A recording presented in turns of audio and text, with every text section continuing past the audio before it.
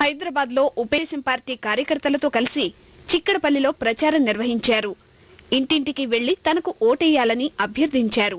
అప్పటికి ఇప్పటికీ జనంలో ఉండి కొందరు ఐటీ ఉద్యోగులు టీఆర్ఎస్ తరపున ప్రచారం చేపట్టారు. తెలంగాణ వెనుకబాటుతనాన్ని ప్రజలకు వివరిస్తూ ముషీరాబాద్ నియోజకవర్గ పరిధిలో ఇంటింటి ప్రచారం నిర్వహించారు.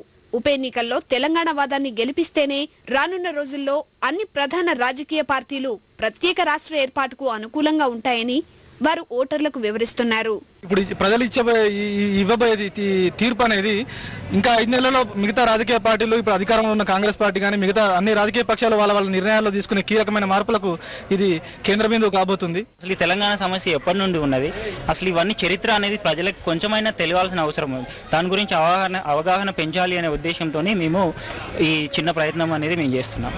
రేపటి నుంచి నామినేషన్ల పర్వం ప్రారంభం కానుండడం వల్ల ప్రచారం మరింత ఉధృతం కానుంది.